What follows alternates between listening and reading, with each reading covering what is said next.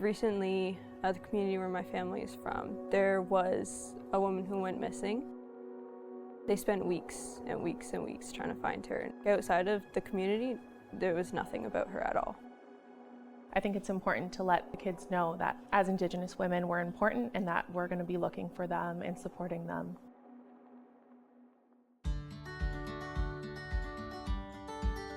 Part of the work that we're doing in KPR right now is bringing to life 3 foundational documents. The TRC Calls to Action, the Murdered and Missing Indigenous Women, Girls, and Two-Spirit Calls for Justice, and the United Nations Declaration of Rights for Indigenous People. How do we bring that to life in classrooms and really engage students in thinking about truth and reconciliation?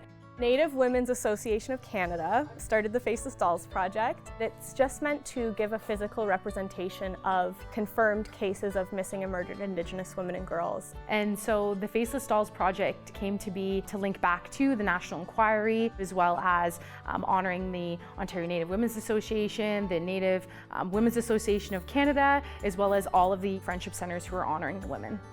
I think it's really important to recognize this is an ongoing issue that Indigenous peoples, Indigenous youth, Indigenous women, families, we have to deal with. Those who participate, it supports them in their thinking, in their grieving. We have families that are impacted by this national crisis, and so it's a way for us to honor the memory. One of my main focuses is to have so many Indigenous youth see themselves in their learning and acknowledging that it is okay to talk about it and it is okay to honor those experiences and move forward in healing has given a lot of students a sense of pride in their identity. I myself am reconnecting Mi'kmaq, so the Faceless Dolls Project I feel is really good for creativity and reconnection. It's been a big learning curve for the kids I support, as well as for me as well too. The kids all love the project. For a lot of the kids, it was really important for them to contribute to it once they understood what it was about.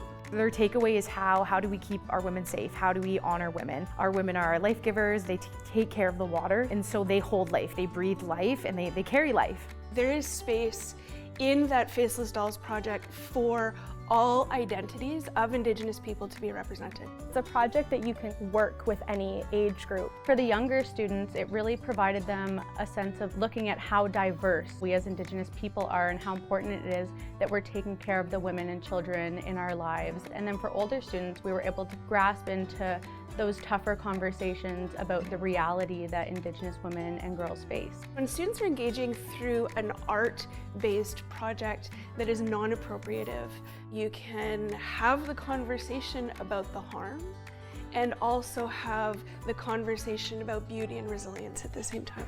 It's just so lovely to share our gifts and our knowledge with one another. Just to hear their perspective of how much women mean to them in their lives, and just hearing all the stories of all the special women in their lives is really nice to hear. First one I made, I wanted to give her moccasins that kind of looked like my mom's. They're my mom's favorite moccasins, and just kind of reminded me of her a bit.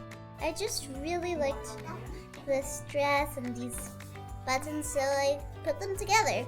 The first doll I decided to make was with a ribbon skirt. It was just something kind of special to me, so over the summer my grandmother taught me how to make ribbon skirts. I went with favorite colors and patterns that resembled my hobbies. The red ribbons are symbolic of the missing Indigenous women. I'm trying to make a resemblance to what my birth mom looked like, because she was one of the missing Indigenous women. This activity gave me some courage for this year's powwow to dance more often.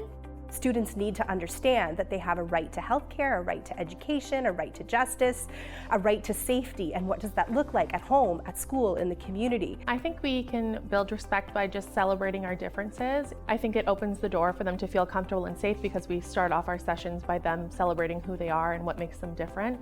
I love my doll because I get to decorate with my friends and my teachers.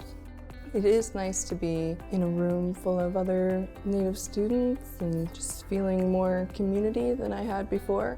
It allows a lot of connection, and that's a big part of community and feeling safe. The ability to talk and do your own things. We honor women in our community, being kind to them, being respectful, learning the grandfather teachings. Be yourself around people and be brave. We smudge the dolls and they're brought home so that they're cared for, because we don't want our women left alone. We don't leave them in the office alone at night. With the dolls that we're continuing to make today, we will reach well over 300. They'll be displayed right at our board office. There's 7 rows to honor the 7 grandfather teachings and 13 dolls in each row to honor the 13 grandmother moons. Well, the hope with this display is that through conversation, we're creating awareness, we're creating compassion, and we're creating the conversation as to what does this mean. And then eventually the goal is to incorporate other students within the school, other admin, other teachers, to jump on board and also make faceless dolls. We will then be at the powwows, not only promoting, but our community members will also get a chance to make a doll and contribute to the project. That in itself is the value, is to share that message and have all Canadians understand the importance of this.